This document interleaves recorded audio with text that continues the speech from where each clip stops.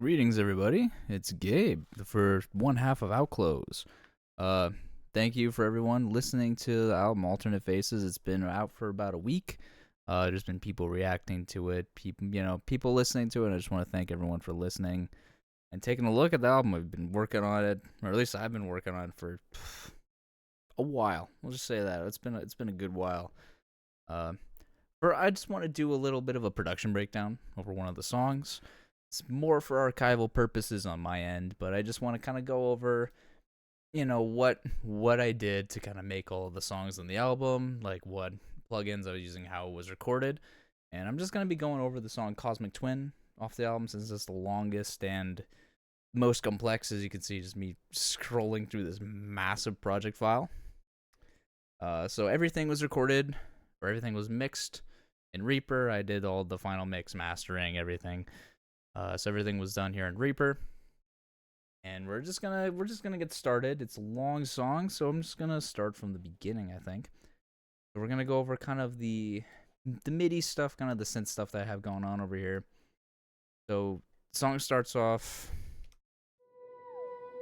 with these kind of synth pads going on here. So I'm using, for the vast majority of plugins for this album, it's all free. Most, like, vastly free plugins for this album. Except one, it's like a guitar amp. But it's mostly free, and this is one of them. I'm using Spitfire Audio Labs, which has a bunch of different patches and sample kits that you can download. So for this beginning thing here, what I have going on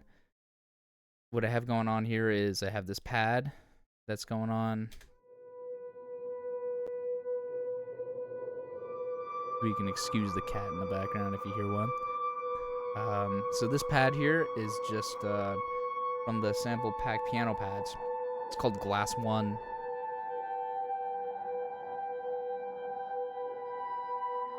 So that's a very simple thing going on there. And then also on pad 2, it's this one's just a monotone note. And it's from the Ondes Musicales pack called Ribbon. This one's panel, it's a left. This one's a bit more kind of like alien warbly. Put them together, it's when the piano's more whistly. And then we have this pad here, which I have called Electric Pulse. And this one is also just, I think it's from Ondes Musicales as well. Yeah, and it's just called Granules. And then I have this running through the free version of the Guitar Rig 6, the preset Olicon Echo. And that's just pan hard right. And then it's just all the Olicon Echo is just kind of adding like a delay and some compression, basically.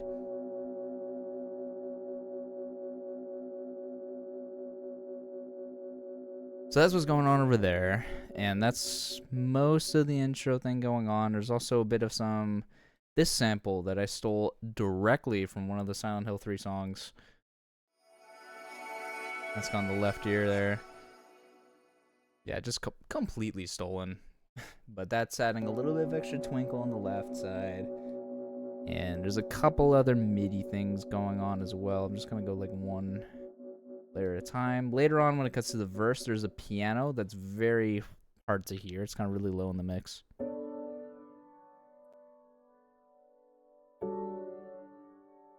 And all this is the Spitfire Labs soft piano, which is just the most gorgeous piano plugin you can get. Just as it without effects. It is just beautiful. I love it so much. I use it all the time. And then I have it running through this Guitar Rig 6 preset. It's called Airverb, which is doing a lot of flanger stuff to it. And it's just very pretty little background thing there. We also got some strings going on. There's a bit of orchestra, which I believe is also Spitfire. Yeah, also Spitfire Labs. Basically, all the Virtual VSTs now are Spitfire Labs. This is just strings ensemble.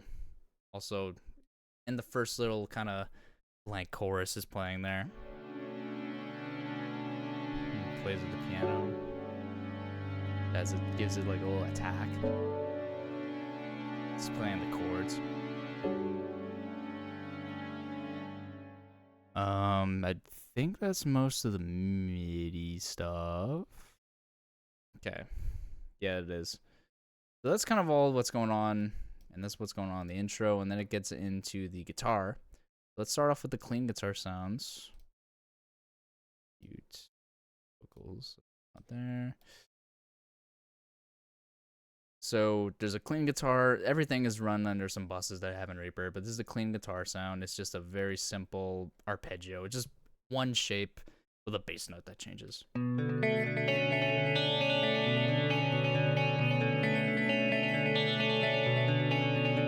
once again, this is running through Guitar Rig 6. It's got a dotted 8-note delay. This is without effects. Basically the raw DI.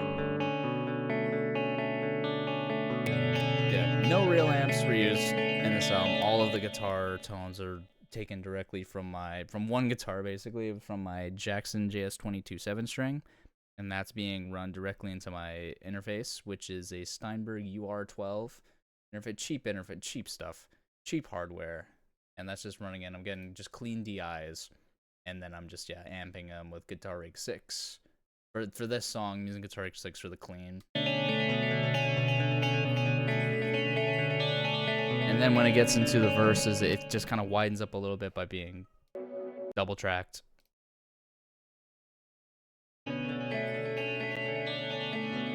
Well, in this case, it wasn't truly double tracked. I was lazy and I just did a time adjustment. But don't tell anyone, it's a secret between you and me. But that's the kind of most of the clean stuff. And it's really just playing those chords. And then it kind of plays a bit on just some chord playing on the chorus where it just kind of takes what's just playing on the arpeggio and just strums through it.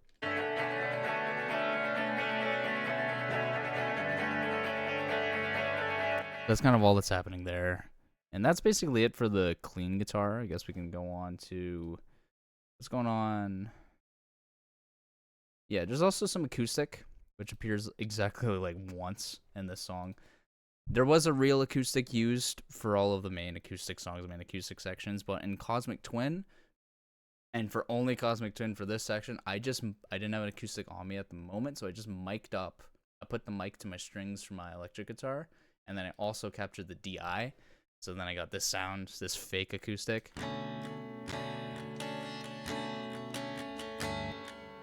And it's hard left and right, so it's the mic and the DI on the right.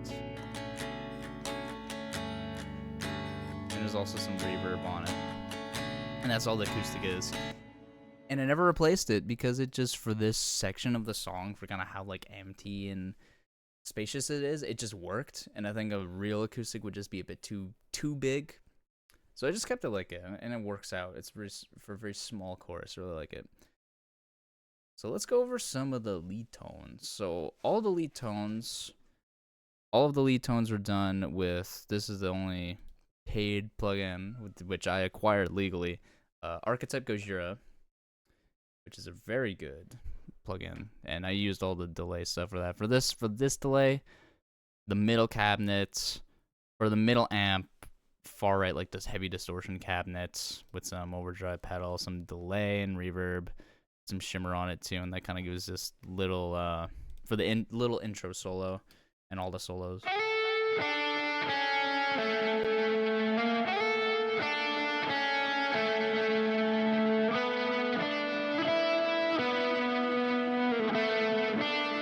I've also got some volume automation. Not volume automation, but I automated the gain knob on the Archetype Gojira plugin, so that in the first solo it's a little less gain, a little bit more clean, and then when it plays after the first chorus, then it's a bit more gain. It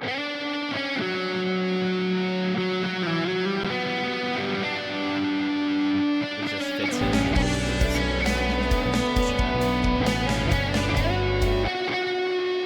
So that's what's going on there, and also the same thing for like the little slide lead solo at the end,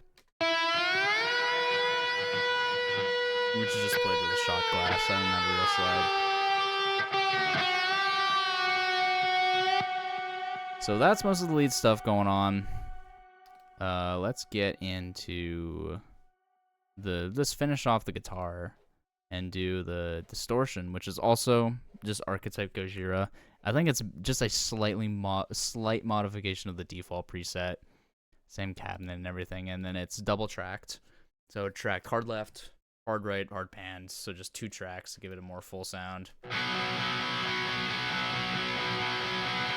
I just really emphasize the high treble portion of it to keep the lows kind of clean. Like I really pulled down the low end here, pulled up the 2 to 3K range to get that kind of bite aggression of the distortion guitar there. Some dynamic EQ going on, some limiting. And that's kind of it for guitar tone. Didn't want to have the gain too high up.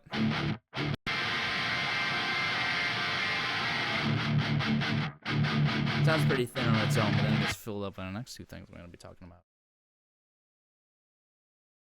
So let's start with drums. So there was no real drummer on this album. This was all program drums using the plugin, the free version of MT Power Drum Kit, which I've been using for a while. And this is what the drums just kind of sound like on their own. That off. And it's just all hand programmed by me, the whole album. Next album, I would love to get real drummers. I would love to record real drums, mix real drums. So any drummers out there, big fans of Outclose, want to join the band, we have a spot open for a drummer. Just saying. I'm just putting it out there. We would love one. So that's what the drums sound like normally. Very boring, very lame. I've routed the kick and the snare to be on separate tracks, so then I can kind of process them a little bit more. I have some very slight EQ going on just to kind of process them separately from the rest of the drums. And I also have them all routed to a separate track for the reverb, the drum reverb, which I call Room, which I'm using Valhalla Supermassive as a reverb. Some cutting with the EQ there. And then through the routing, I have the kick routed not as much as the snare. So the snare gets a bit more reverb, and the kick gets a little bit more drive.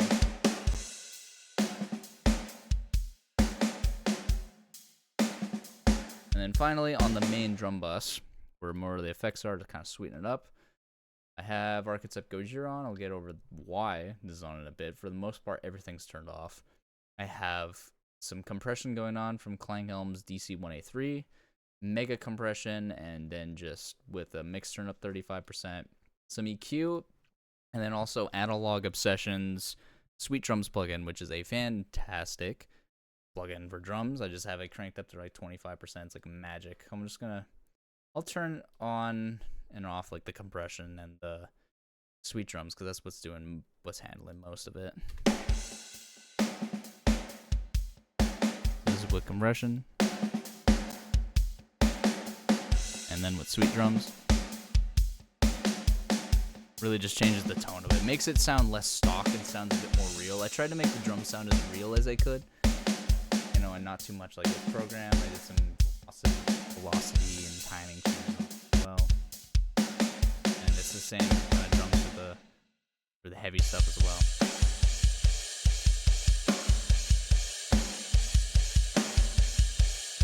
A lot of, you can see all the odd time signatures in the middle section of that song kind of goes crazy. Nothing like some good old 11/4 to wake up on your morning. But that's kind of it for the drums, and that's how it is on most of the tracks. And for the ending section there, I have a little automation thing, and all I'm doing is turning on the dry wet of the delay on Archetype Gojira. I have this in solely. I have everything turned off except the delay. And that's just for the ending there. You can kind of hear it on the toms. It turns on, then turns off.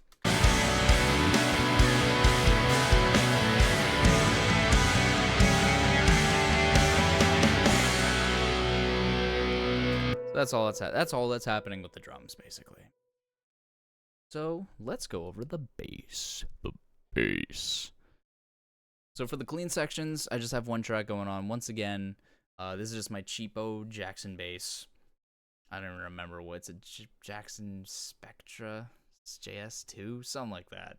It's a cheap Jackson bass, and it's plugged directly into my interface. Once again, just like the guitar, and this is what the DI sounds like for the clean section.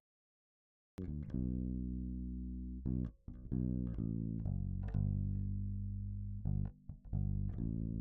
then we got some things added to it.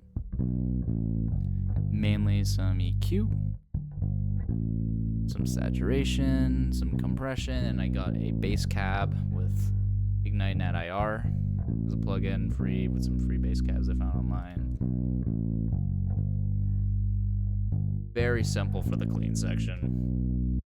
And then for the heavy section, got a little bit of a homemade biamp. So it is, I recorded one DI and I just copy pasted it to 2 different tracks. So on the first track, it is just a sub bass. So let's go over what the sub bass sounds like. You're not gonna hear it if you don't have headphones, but it's just low frequencies. That's just clean. All I've done was the EQ, it just filtered out all the high end, compressing it a lot.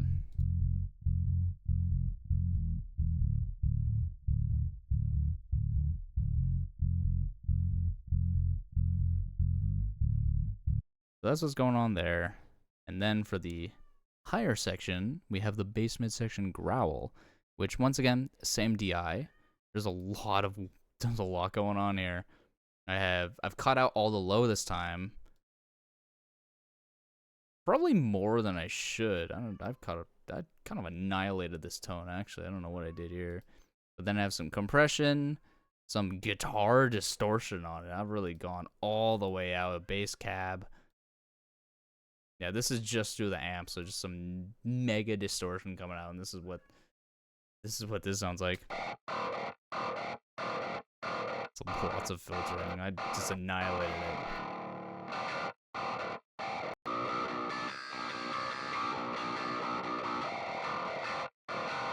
Sounds kind of gross on its own. Then you pair it with the bass sub.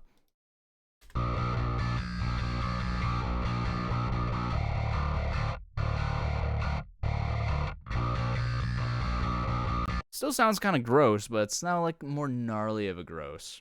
But this kind of bass tone meshes very well with the guitars.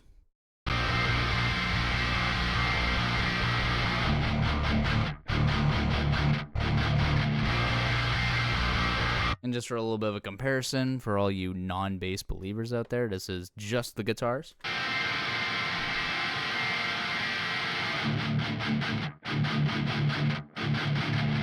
Now with bass.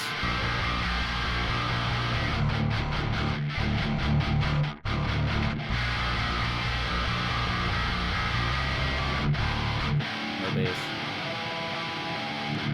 Bass.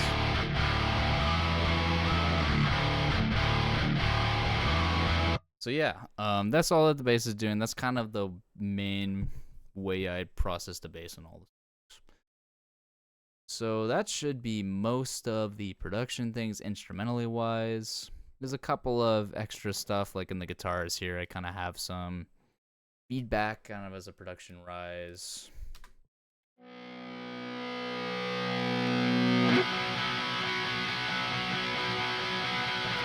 Just some subtle things to kind of transition into it a little bit better.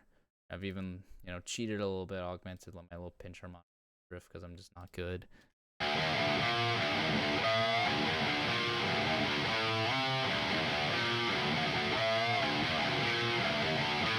And then, of course, it's also just some kind of overdub is like a little extra as well here.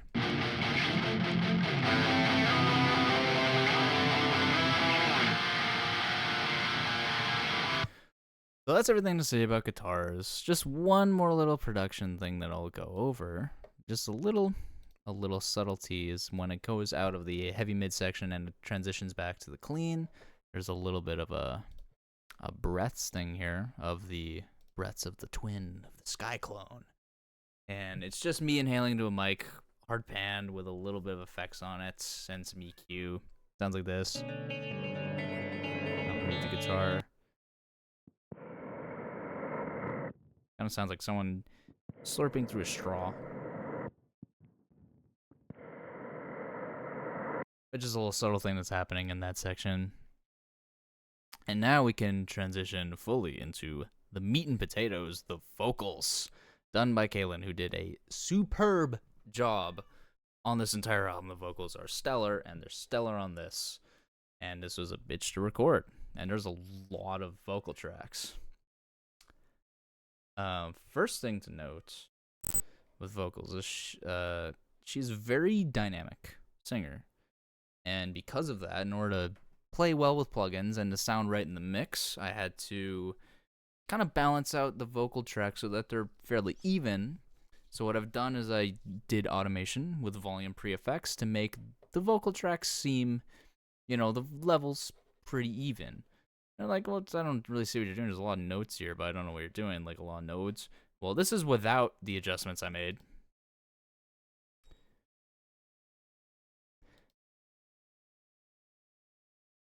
As you can see, there's a big, I had to do this for every track, every vocal track on the entire album, just to have everything balanced. Yes, it took a while. It was worth it. And I think if you go to mix songs, you should be doing this. It will take a goddamn while. But that's the first thing that happens in the vocals. Let's give them a solo, hear how they sound. Oh, I face a lone wreck I made. So pretty simple with the vocal chain that I've got going on here. I've started off with Melodyne for some very slight pitch correction if necessary, but through the whole album, I didn't go crazy with it. In some songs, I didn't use Melodyne at all. Like Grasp, notably, there's no pitch correction in that at all. But then after that, I got some compression going on with TJ Kotelnikov, Molotov, pretty high compression. Got some saturation, a little bit here. Some vocal EQing, taking out the low. I got Ozone Imager just to give it some width. And then a limiter just to kind of have everything compressed together. And that's basically the vocal chain I use for everything, with slight variations. From metal ground. I do it before and after effects, but I'll just tell Kay to skip this part so she doesn't have to hear her own voice. This is without effects, and then with here. I also got some compression there, but From metal ground, it holds me upside. it just kind of brings it more forward in the mix, and it balances out better. And then of course I have all of the vocal tracks running through some reverb and some extra delay, give it a bit more space, and then there's just lots of layers going on, lots of little production delay tricks I'm using.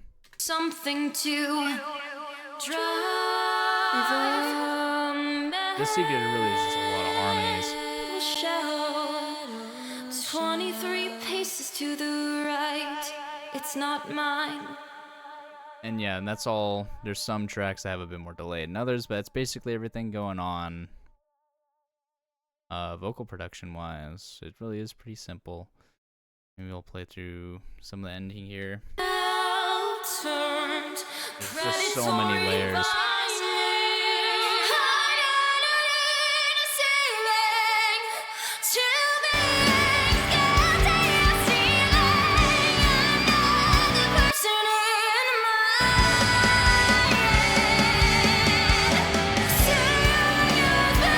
And that should be everything instrument, vocal-wise, that's kind of going on in this song.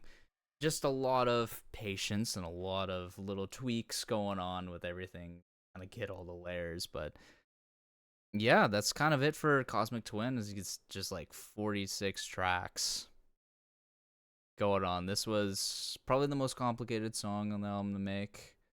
No, it definitely was. But this is all the techniques for the guitar, bass, and drums used on like all the other songs. Well, just use Cosmic Twin because it just has like a mix of everything. But yeah, that's a little production. That's kind of how we made the album. And yeah, I hope you enjoy it. I'm glad people are listening to it. If you haven't listened to Alternate Faces, it's up on Spotify, Amazon Music, iTunes, YouTube, Bandcamp, like anywhere you can listen to music, you can find it. And yeah, go check it out. We're really proud of it. And now we've kind of shown a bit of the skeleton and what it was like to kind of mix everything and how it is to kind of make everything. So yeah, thank you for checking out the album. Thank you for checking this video out, and we'll be sure to have some more things coming soon, guitar playthroughs, music videos, and all that. So yeah, make sure you stay tuned for that. That's about it. See ya.